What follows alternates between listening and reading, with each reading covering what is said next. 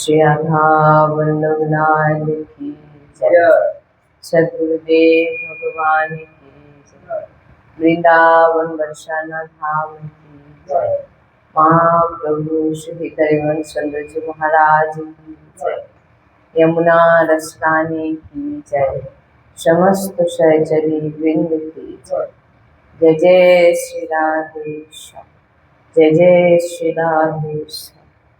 जय जय श्री राधेश्याम। जय जय श्री हरिवंश। श्री हरिवंश।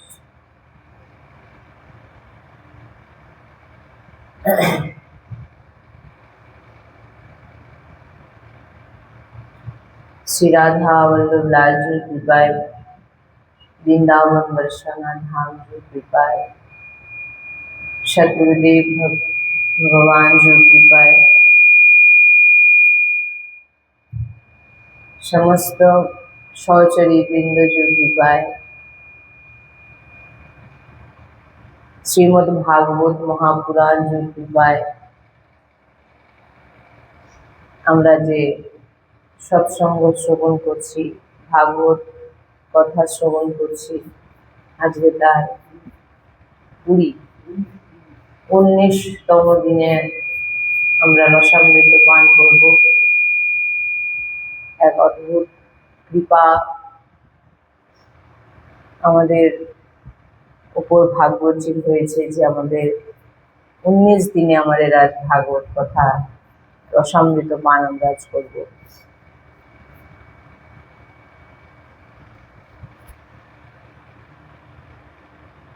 ভাগবত কথা কখনো শেষ হয় না, বিশ্রাম হয়, চলতে থাকে চলতে থাকে। প্রত্যেক দিন প্রত্যেকবারে যতবারই আমরা ভাগবত কথা শুনি না কেন, সেটা আমাদের কাছে আরো নবীন বলে মনে হয়। যতবারই আমরা ভাগবত কথা শুনি আমাদের নবীন মনে হয়। আর এই প্রত্যেকবারের ভাগবতজির কাছ থেকে আমরা অনেক কিছু প্রাপ্তি করি। এরকম কোনোদিন আমরা শুনিনি যে ভাগবত কথা শুনে শুনে পুরনো হয়ে গেছে। ভাগবত কথা কখনো পুরনো হয় না। যতবারই আমরা শুনি ততবার আমাদের কাছে নতুন লাগে, নবীন লাগে। তাই ভাগবতজির অনেক কৃপা যে আমাদের প্রাপ্ত হয়েছে।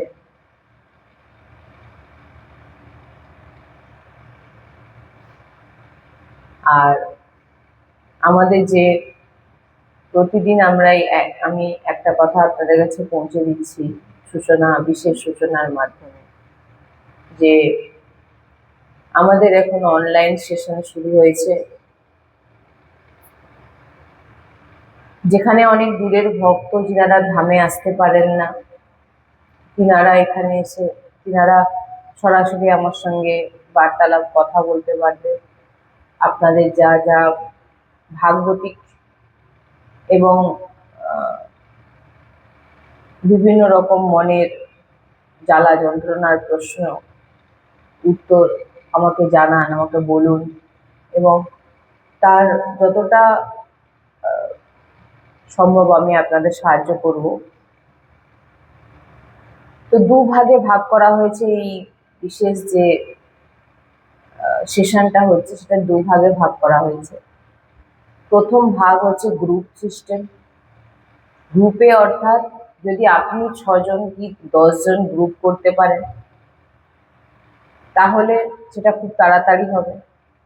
আর আমাদের টিমের মাধ্যমে যখন গ্রুপ হবে, প্রত্যেকে এক একজন করে নাম লেখাবে আর একটা গ্রুপ তৈরি হবে, সেটা দেরি হবে।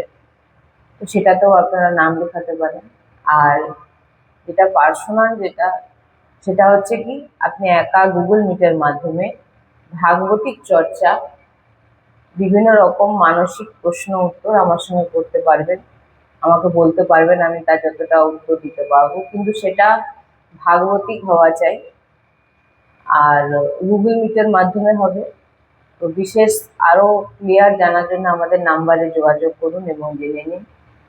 এই সেশন আমাদের যুক্ত হলে আপনারা আরো অনেক বেশি বেশি করে অনেক কিছু জানতে পারবেন। আপাতত সপ্তাহে 2টো করে ক্লাস যদি করতে পারেন, অনেক সৎসঙ্গ তো শুনবেন এবং সরাসরি কথা বললে আরো অনেক জ্ঞান বাড়বে আপনাদের।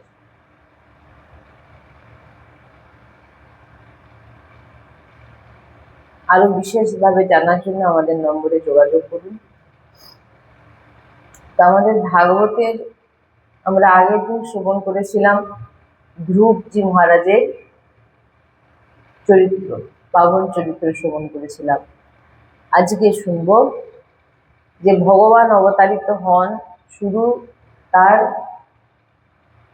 ভক্তদের জন্য, দেবতাদের জন্য না, ভগবান অবতারিত হন শুধুই কি দেবতাদেরকে বাঁচানোর জন্য আর ভক্তদেরকে বাঁচানোর জন্য? তো এখানে এক বিশেষভাবে বলা গেছে যে ভগবান প্রকটিত হন অসুরদেরকে, অসুর উপরেও কৃপা করার জন্য। তাহলে প্রহ্লাদ কে ছিলেন? প্রহ্লাদ ছিলেন অসুর পুত্র ছিলেন। তো তাহলে প্রহ্লাদের জন্যই তো ভগবান এক অদ্ভুত রূপ নিয়েছিলেন, যে রূপ আমরা দর্শন করি। আর সেই রূপকে যখন আমরা ভালোভাবে দর্শন করব, বুঝতে পারবো যে এই রূপের মধ্যে প্রভু কত কিছু আমাদের বোঝাতে চেয়েছেন। কি রূপ? রূপের নাম কি? হ্যাঁ, নৃসিংহ ভগবান। তাহলে আমরা এখান থেকে একটাই কথা কি বুঝতে পারলাম, যে ভগবান শুধু দেবতাদের এবং তার ভক্তদের জন্য আসে না, দেবতা অসুরদের উপরেও কৃপা করেছেন। আর অসুর মধ্যেও একজন মহান ভক্ত হয়েছেন ভক্তরাজ প্রহ্লাদ। প্রহ্লাদ মহারাজ কি জয়, প্রহ্লাদ মহারাজ কি জয়, প্রহ্লাদ মহারাজ কি জয়। তো এই প্রহ্লাদজি মহারাজের জন্যই ভগবান এক অদ্ভুত রূপ ধারণ করেছিলেন। সেই রূপ যদি আপনারা দেখেন, অথচ আমরা যখন ভগবানকে দর্শন করি কত শান্ত, কত সুন্দর, কত কোমল ভগবান বিরাজমান, কিন্তু যখন নৃসিংহ ভগবানের রূপ দেখি আমরা, ভগবান শ্রীকৃষ্ণের বলুন, ভগবান রাম বলুন, ভগবান বামন দেব বলুন, যত অবতার দেখুন, তার মধ্যে সব থেকে যেটা বলেছেন এক অদ্ভুত রূপ, অলৌকিক রূপ, সেটা হচ্ছে নৃসিংহ ভগবানের রূপ, যেটা কেবল আর কেবল একটি ছোট বালকের জন্য, অসুর পুত্রের জন্য তিনি নিয়েছিলেন। সময় দেননি ভগবান, থামকে মাতা বানিয়ে তিনার গর্ভ থেকে তিনি প্রকট হয়ে গেলেন। কোথা থেকে নৃসিংহ ভগবান প্রকট হয়েছিলেন? থামের মধ্যে থেকে। তাহলে ভাবুন এমন কিরকম অদ্ভুত রূপ নিয়েছিলেন, কিছুটা মানুষ আর কিছুটা এক জন্তুর রূপ, দুটো মিক্সড করে এক অদ্ভুত রূপ তিনি ধারণ করেছিলেন।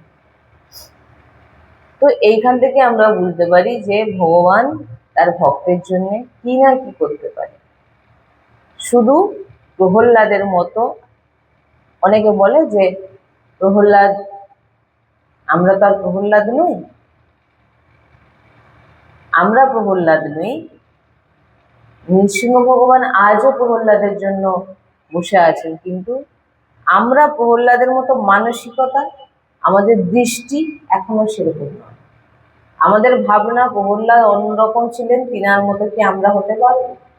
কেন হতে পারবো না? সবার মধ্যে প্রহ্লাদজি বিরাজমান আছে, শুধু আমাদের ভাবনাটাকে পরিবর্তন করতে হবে। যেমন একটা বহুদিনের পুরনো কাঁসার বাসন কালো পড়ে যায়, তাকে ঘষলে যেমন কি হয়, একদম ঝকঝক করে, আমাদের হৃদয় এরকম ঘষার প্রয়োজন আছে। ময়লা পড়ে গেছে। যখনই ময়লা পরিষ্কার হয়ে যাবে সৎসঙ্গ শুনতে শুনতে, সেদিন থেকে দেখবেন যে আমাদের ভিতরও ধীরে ধীরে প্রহ্লাদজির মতো ভাবনা এসে যাবে। কে বলেছে যে আমরা প্রহ্লাদজির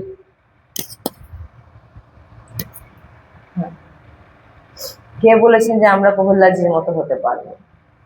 সবাই আমরা হতে পারবো, কিন্তু আমাদের সে ভাবনা নেই, সে প্রেম নেই। তাই দেখেছিলেন যজ্ঞের শেষে একটি নিয়ম আছে যে উপস্থিত লোকেদের মধ্যে যিনি সর্ব বিষয়ে শ্রেষ্ঠ তাকে একটি বিশেষ অর্ঘ্য দিতে হয়। এখন প্রশ্ন হলো এই অর্ঘ্য কাকে দেওয়া হবে? কুরুবৃদ্ধ পিতামহ ভীষ্ম বললেন শ্রীকৃষ্ণ স্বয়ং এখানে উপস্থিত রয়েছেন, তিনি সর্বলোকমান্য, তিনিই হচ্ছে সর্বশ্রেষ্ঠ, সুতরাং এই অর্ঘ্য একমাত্র তিনিই প্রাপ্য, ভগবান শ্রীকৃষ্ণ।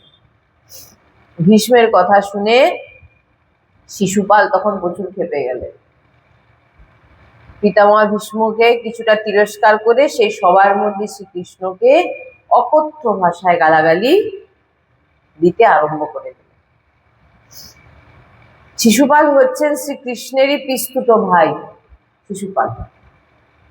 ওই জন্য আমি একটা কথা দুদিন আগেও বলেছিলাম না সৎসঙ্গে, যে আমরা কোথায় কি, ভগবানকেও বলতে ছাড়েনি, ভগবানকেও গালাগালি করতে ছাড়েনি, ভগবানকেও চরিত্রহীন বলতে ছাড়েনি, আর ভগবানকেও নিজ বলতে ছাড়েনি, আর ভগবানকেও চোর বলতে ছাড়েনি, লম্পট বলতেও ছাড়েনি। তাহলে আমরা কি?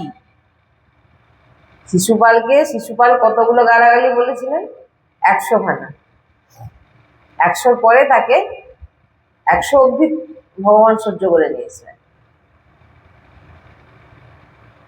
ভগবানের জীবন চরিত্র যদি তুলে ধরে দেখেন, ভগবান শ্রীকৃষ্ণের চরিত্র, ভগবান রামজির চরিত্র, মুখ্য যে তিনারা যে লীলা করে গেছেন, দুটো লীলাতেই কিন্তু তিনারা আমাদের দেখিয়ে গেছেন এই সংসারে ওই কই তন দুঃখী, কই মন দুঃখী, কই ধন বিন রহতে উদাস, থোড়ে থোড়ে সব দুঃখী, সুখী হরি কো দাস। এই সংসারে ভগবানও যে এসেছিলেন, তিনিও কিন্তু কি দেখুন, তিনাকে কি কি সহ্য করতে হয়েছিল। তিনাকে বনবাসে যেতে হয়েছিল, তিনাকে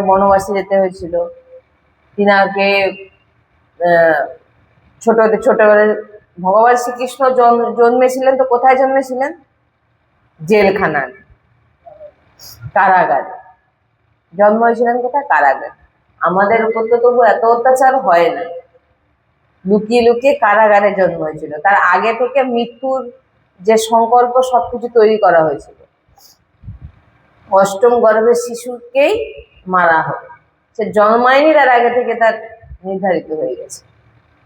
এবার চিন্তা করে দেখুন, ভগবান শ্রীকৃষ্ণকে মারার জন্যে যিনি সমস্ত সৃষ্টিকে রচনা করেছেন, অসুর থেকে মানব থেকে দেবতা থেকে সবাইকে তিনি সৃষ্টি করেছেন, কিন্তু লীলায় যখন তিনি প্রবেশ করছেন, দেখুন তিনি নিজেকেও কিন্তু সেই দুঃখ কষ্টের মধ্যে দিয়ে পুরো লীলাটায় তিনি করে গেছেন। ভগবান রাম শেষ পর্যন্ত তিনার জীবনে কি সুখ ছিল? বলুন তো। এতদিন তো বনবাসে কাটালেন, যুদ্ধ এটা সেটা করলেন, করে যখন তিনি ফিরে আসার পরেও কি তিনার জীবনে সুখ ছিল? যেহেতু সীতাকে নিয়ে চলে গেছিল, সেই নিয়েও তিনার কোনো সময় সুখ ছিল না। ভাবুন, রাজ্য অভিষেক হবে সকালে, রাত্রে পিতা বলছে সকালে বনবাসে যেতে হবে। রাজ্য অভিষেক কখন হবে? সকালবেলা। কিন্তু পিতা কখন যেতে বলছে বনবাসে? রাত্রিবেলা। পিতা কি বলছেন? যে সকাল হলেই যেন তুমি বনবাসে চলে যাও। কত বছরের জন্যে? 14 বছরের জন্য। ভাবুন, যিনি পুরো রাজ্য প্রাপ্তির হবে, অভিষেক হবে, তার কিছু সময় আগে তিনাকে বলা হচ্ছে জঙ্গলে বনবাসে যাও। ভগবান শ্রীকৃষ্ণের চরিত্রে তো প্রত্যেকটা সময়ে হওয়া থেকে শুরু করে যখন বৃন্দাবনে নিয়ে গেলেন, গোকুলে ঝড় বৃষ্টি, যমুনা ফুলে উঠছে যেন ডুবিয়ে নেবে। ভগবানের চরিত্র যদি একবার ভেবে দেখেন, আমরা অনেক ভগবানের থেকে ভালো আছি। সেখানে যাওয়ার পর একটার পর একটা ওষুধ আক্রমণ করতে লাগে। তাহলে বলুন, ভগবান তো দেখাতে পারত যে আমি অবতারিত হয়েছি, আমাকে সবাই পুজো করবে, আমাকে সবাই এক অন্য চোখে দেখবে। কিন্তু এখানে ভগবানকেও কিন্তু একই যেটা আপনার জীবনেও ঘটছে, ভগবানের জীবনেও কিন্তু সেম জিনিস ভগবান লীলায় দেখিয়ে দিয়ে গেছে।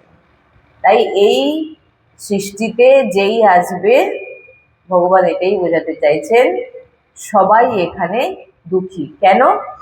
এই জায়গাকে কি বলা হয়? দুঃখালয় আর মৃত্যুলোক। এখানে যে আসবে তার মৃত্যু হবে, আর এটা হচ্ছে মৃত্যুলোক আর হচ্ছে দুঃখালয়। এখানে যেই আসবে, যে জন্ম হবে, তার জীবনে কিন্তু দুঃখ থাকবেই।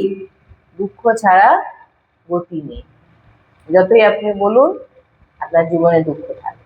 কেন না, এটা ভগবানের জীবনেও আমরা যদি দেখি তো, আর আপনি যদি ভক্ত চরিত্রও দেখেন, প্রত্যেকটা ভক্তের চরিত্রের মধ্যে দেখবেন আপনি কত না কত যন্ত্রণা ভক্তের চরিত্রে আছে। একটা ভক্তের চরিত্র আপনি আমাকে দেখাতে পারবেন যে ভক্তের জীবনে দুঃখ নেই, কষ্ট নেই, ভক্ত মানে ভালোভাবে একদম ভজন করে চলে গেছেন?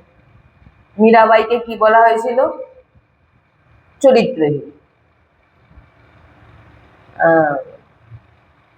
নাম দাসজি, কুম্ভন দাসজি, হরিদাস ঠাকুর, এমন কত ভক্ত আছে যে যিনারা থাকা অবস্থায় কেউ তিনাদের মর্ম দেয়নি, কিন্তু আজকে তিনারা যখনই নেই, আমরা দেখুন তিনার কথা ভাবি কি ভাবি না?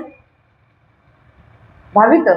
যখন মীরাবাই ছিলেন তখন মীরাবাইকে কেউ সম্মান দিয়েছিলেন?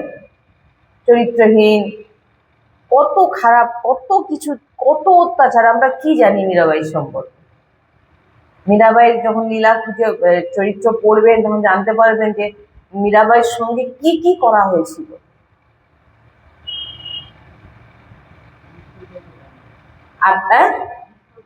হ্যাঁ, তখন সবকিছুই কিন্তু নাটক মনে হয়েছিল সবার। কিন্তু একটা সময় যখন আসলো, আজকে আমরা মীরাবাইকে পরম ভক্ত বলে জানি ভগবান শ্রীকৃষ্ণের, যিনি ভগবানের সঙ্গে লীন হয়ে গেছিলেন। হরিদাস ঠাকুরের কথাও আমি সেদিনকে বলেছিলাম। আজকে ভাবুন তো, হরিদাস ঠাকুরকে আমরা পরম ভক্ত রূপে জানি, তিনার লীলা শুনি, তিনার লীলা শুনে আমাদের ভিতরে এক ভাব জাগ্রত হয়। কতটা অত্যাচার করা হয়েছিল ভাবুন। বেত্রাঘাত চলছে,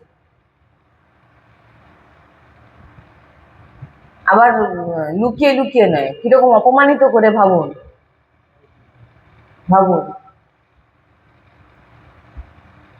ওই জন্য আমি একটা কথা বলেছিলাম না একবার, যে আমি এটা শুনেছিলাম যে হরিদাস ঠাকুরকে কিন্তু নিজের লোকেরাই ফাঁসিয়েছিল, করেছিল না? দেখবেন নিজেদের মধ্যেই বেশি বেশি জিনিসটা হয়।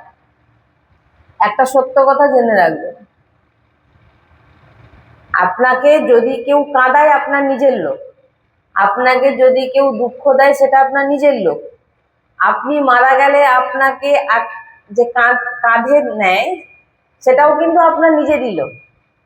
আপনাকে চিতায় শোয়ায়ও আপনার নিজের লোক, আর জ্বালায়ও আপনার নিজের লোক, আর সবার প্রথমে এসে স্নান করেও আপনার নিজের লোক। কোথাও না কোথাও যদি আপনি কাঁদেন, দেখুন কোথাও না কোথাও আপনার নিজের লোকই দায়ী হয় না? তো এখানে প্রত্যেকটা লীলার মধ্যে দেখবেন কোথাও না কোথাও একটা দেখবেন আমাদের হরিদাসজির চরিত্রে আপনি দেখুন, মীরাবাইর চরিত্রে দেখুন, সব নিজেদের লোকরা কিন্তু সেখানে সব তিনার পিছনে উঠে পড়ে লেগেছিল।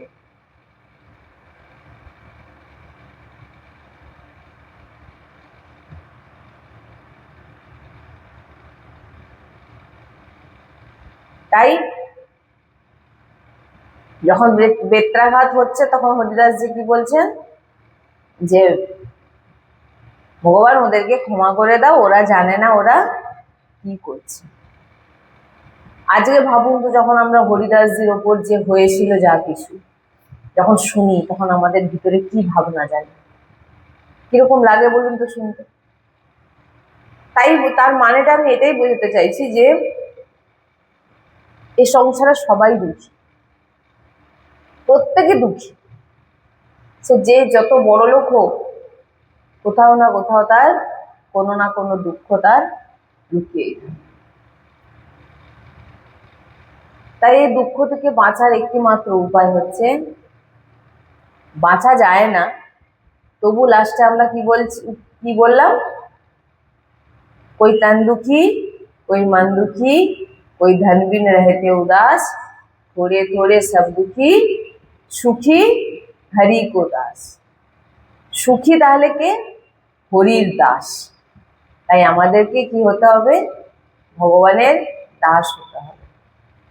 আর এই সংসার থেকে, দুঃখ থেকে বাঁচতে আপনি পারবেন না, দুঃখ আপনার পিছন ছাড়বে না, কিন্তু যদি আপনি ভগবানের শরণাপন্ন হন তখন আপনি কি হবে, আপনি জিনিসটাকে, যেমন হরিদাসজির মতো, হরিদাস ঠাকুরের মতো, আমরা সব জিনিসকে আমরা ভগবানের বিধানকে, ভগবান যেটা আমার জন্য করেছে সেটা সঠিক বিধান, ভগবান আমার জন্য যা কিছু করছে সব ঠিক করছে, এইটা আমরা তখন বুঝতে পারবো। আর যখনই ভগবানের শরণাপন্ন না হব ততক্ষণ কিন্তু আমাদের ভিতরে এটা মনে হবে যে ভগবান কেন আমার সঙ্গে এটা করছেন, বা আমার জীবনে কেন এটা দুঃখ। কিন্তু যখন ভগবান দাস হয়ে যাবে তখন আপনার ভাবনায় কি আসবে, যে ভগবানের বিধান আমার সঙ্গে যেটাই হচ্ছে সেটাই ভালো হচ্ছে, আর এইটা ভেবেই আপনি খুশি থাকবেন। এই জন্য বলছেন যে সুখী হরি কো দাস।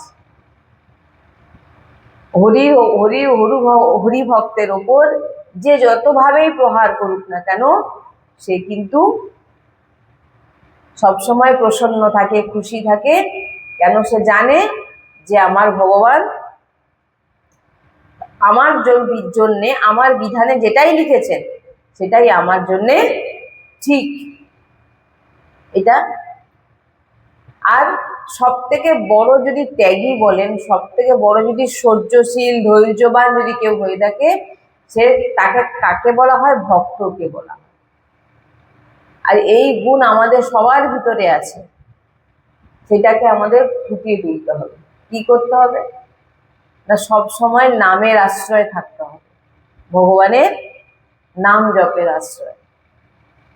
নাম জপ যত করবেন, আপনার ভিতরে ধৈর্য, আপনার ভিতরে যে সহ্য করার ক্ষমতা, বা ধরুন প্রসন্নতা থাকার, একটা কিছু হলো সেইটাকে আমরা ধরে রেখে না রেখে এগিয়ে যাওয়া, মানে যা হয়েছে ভগবান আমার জন্য ঠিক করেছে, এইটা ভেবে নিজে ভুলে গিয়ে ভজন মার্গে এগিয়ে যাওয়া, ধরে রেখে ওই জিনিসটাকে ধরে রেখে, এইগুলো পাওয়ার আপনি কোথা থেকে পাবেন?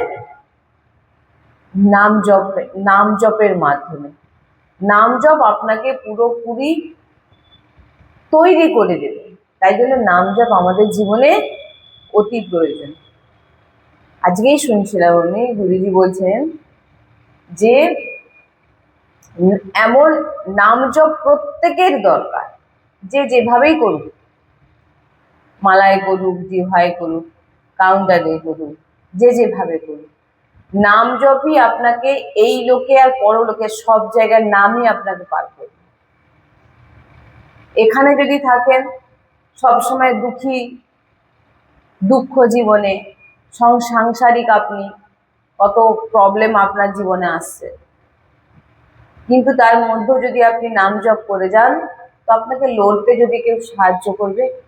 আজকেই আমি শুনছিলাম যে 24 মিনিট, 24 ঘন্টায় 24 মিনিট যদি কেউ নাম জপ করে, তার ডিপ্রেশন, তার মানসিক যন্ত্রণা, তার দুঃখ, এই লোকে পরলোকে সব কিছু থেকে সে শান্তি পাবে, মুক্তি পাবে। বলছেন একটা, আমি শুনলাম যে শান্তি পাওয়ার একটি মাত্র উপায় কি? নাম জপ। যে একটা ওষুধ আপনাকে সারা রাত শুয়ে রাখতে পারে, আপনি সারা রাত ওষুধকে শুয়ে থাকলেন 9-10 ঘন্টা, কিন্তু সেই ওষুধ আপনাকে কিন্তু শান্তি দিতে পারবে না। পারবে? শান্তি দিতে পারবে? আপনি কি কার খোঁজে ঘুরছেন? শান্তির খোঁজে। মানসিক যন্ত্রণা থেকে কিভাবে বাঁচবো, একটু শান্তি কি করে পাবো, সেটাই আমরা পাচ্ছি না। একটা অল্প বয়সী বাচ্চার কাছেও সেই একই কথা শুনবেন, আর একটা বৃদ্ধর কাছেও একই কথা শুনবেন, আমার জীবনে শান্তি নেই। তো অনেকে কি হয় বলছেন কি, ওষুধ আপনার হয়তো আপনাকে নিস্তেজ করে 5-7 ঘন্টা আপনাকে শুইয়ে রাখতে পারে, কিন্তু আপনার ভিতর শান্তি ফিরিয়ে আনতে কেবল আর কেবল ভগবানের নাম পারে। নামই পারে আপনাকে শান্তি দিতে। তাই নামের আশ্রয় সবসময়। এই প্রহ্লাদজির চরিত্র আমরা আরো বিস্তারিত শুনবো।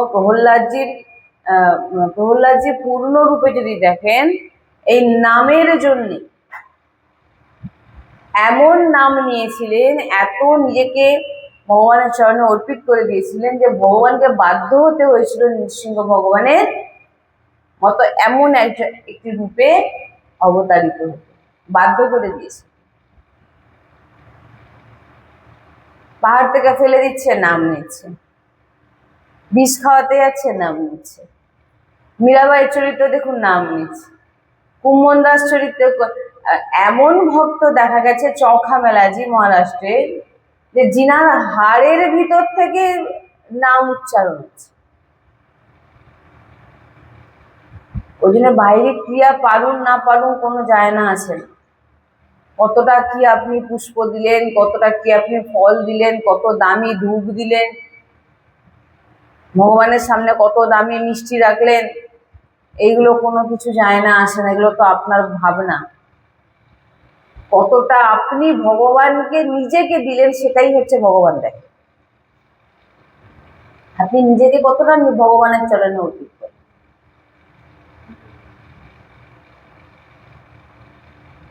যতই আপনি পুজো করুন আর মনের ভিতরে যদি কূটনৈতিক পুষে রাখেন, তাহলে কিন্তু কোনো লাভ নেই। ছল কপট, অন্যের প্রতি খারাপ ভাবনা, অন্যকে মুঝমে রাম তুঝমে রাম জগ মে রাম সমায়া, তো সৃষ্টি ভগবান বিরাজমান সৃষ্টি।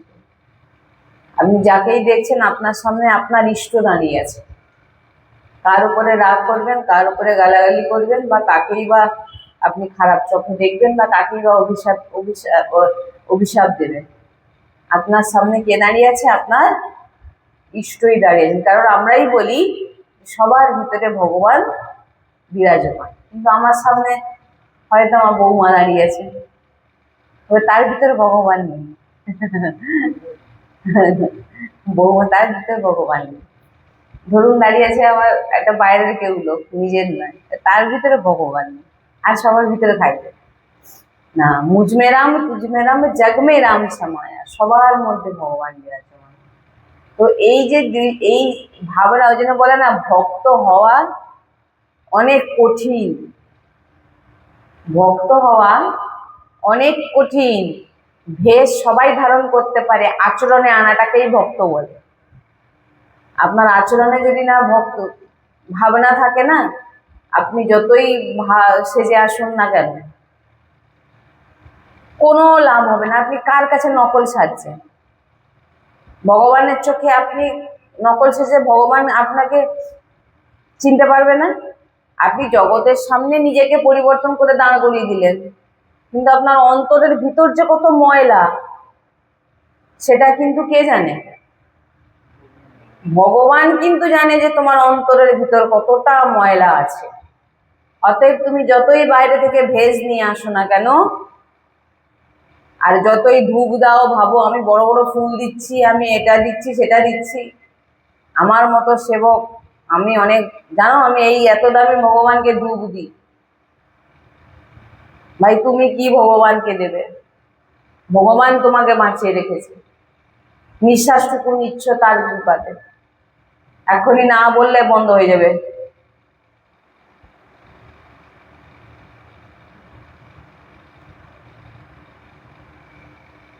না আমার সেবা পুজো অনেক বাকি আছে, ঘরের কাউকে খেতে না দিলাম, না দেখলাম না, পুজোতে লাগিয়ে নিজেকে পুজোতে ব্যস্ত রেখে দিলাম। দাঁড়াও দাঁড়াও দাঁড়াও, আমার এখন সেবা পুজো বাকি আছে, এইটা আমাকে করতে হবে, আমাকে এটা ওটা করতে হবে। আমার জানো তো এইরকম ভাবে সব থাকে, কিন্তু মনের ভিতরে এত কূট ভরে রেখেছে। মন সবসময় অন্যের দোষ খুঁজছে, অন্যকে অপমান করার চেষ্টা করছে। একটা ভক্তের কি এরকম চরিত্র হয়? অন্যকে দোষারোপ করা, অন্যকে নিচু দেখানো, অপমান করা। ভক্ত সবসময় নিজেকে তৃণাদপি, নিজেকে তৃণের মতো রাখে না। আমরা কি করি? অপরকে তৃণের মতো রাখতে চেষ্টা করি। কি বললাম? অপরকে তৃণের মতো, অপরকে দাবিয়ে রাখার চেষ্টা করছি। কিন্তু ভক্তের চরিত্র ওরকম হয় না। তৃণাদপি, ভক্ত নিজে তৃণাদপি হয়। গুরুজি বলেন যে দৈন্যতা যতদিন আপনার ভিতরে না আসবে, নিজেকে যতক্ষণ না দিনহীন ভাববেন, যতই ভেষ ধারণ করুন, যতই সবার সামনে বসুন দেখান আমি এত বড় ভক্ত অত বড় ভক্ত, কোনো লাভ নেই। আপনি মানুষকে ঠকাতে পারবেন, কিন্তু ভগবানকে কখনো ঠকাতে পারবেন না। ভগবান আপনাকে কোনো না কোনো ভাবে ঠিক বুঝিয়ে দেবেন তোমার রাস্তা ভুল, কিন্তু তুমি যদি ধরতে পারো তাহলে ভালো, নাহলে সব সময় মানুষদেরকে পিছনে লেগে আছো, জ্বালাচ্ছ, তাকে গালাগালি করছো, ভাষা বলছো, অপমান করছো, তার খারাপ চাইছো। আপনার কথা ভগবান শুনবে? আর এদিকে ভগবানকে দামি ধূপকাঠি দিচ্ছ, ফল এনে দিচ্ছ, আর সবার সামনে এমন সেজে যাচ্ছ যে আমি কত বড় ভক্ত, কিন্তু অন্তরে কিন্তু এরকম ভাবনা। আপনাদেরই বলে দিন যে আপনাদের উপর ভগবান প্রসন্ন হবে না হবে না। ভগবান কি বলছেন? ভাবকা ভুকা হুমে, আমার কোনো কিছুর প্রয়োজন নেই, আমার শুধু তোমার কাছে ভাবের প্রয়োজন। সবার মধ্যে ভগবানকে দেখো, মুঝবে রাম তুঝবে রাম জগমে রাম সমায়া, সবার মধ্যে ভগবান বিরাজমান, এইটা তুমি দেখো। নিচে দিন হও, তবেই তুমি আমাকে প্রাপ্তি করবে। নাহলে আপনি বলুন ভগবান আপনার মনের ভিতরে কেউ কি আছে না আছে আপনি অন্যের কাছে লুকিয়ে দিলেন, কিন্তু ভগবান তো আপনার ভিতরে কি চলছে সেটা বুঝতে পারবেন। তার কাছে পারবেন? পারবেন তো লুকাতে? পারবেন না। ভগবানের কাছে কিছু লুকানো যায় না।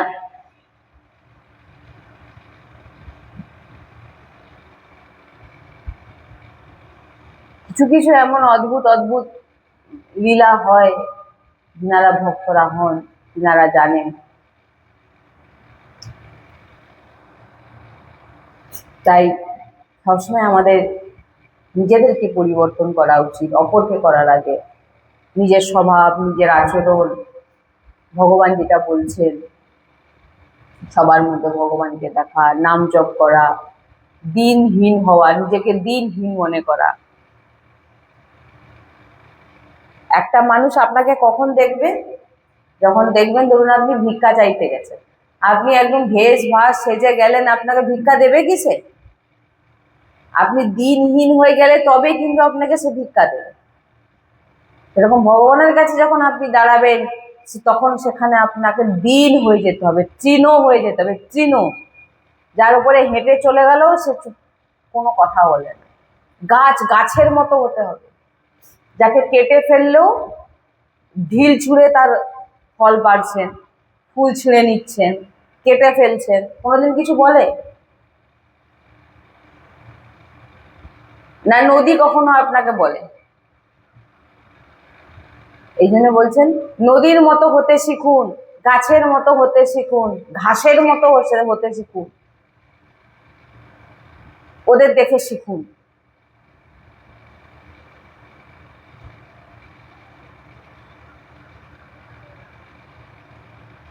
আর সব থেকে বড় যেটা, ভক্তদের চরিত্র শুনুন।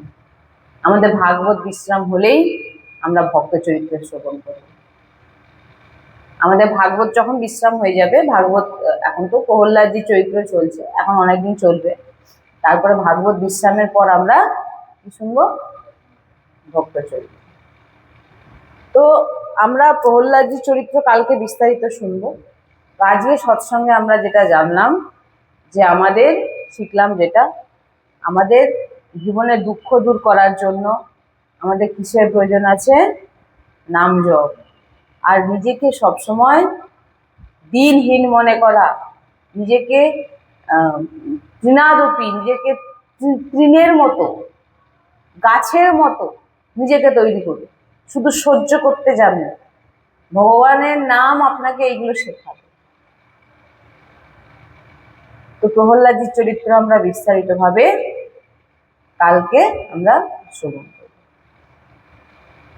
श्री राधा वल्लभ लाल की जय, सदगुरुदेव भगवान की जय, वृंदावन बरसाना धाम की जय, महाप्रभु श्री हरिवंश चंद्र जी महाराज की जय, यमुना रसरानी की जय, समस्त सहचरी वृंद की जय।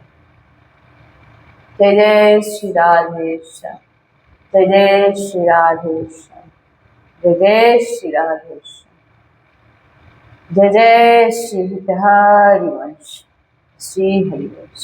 राधे राधे राधे राधे राधे राधे राधे राधे राधे भगवान की जय, भगवान की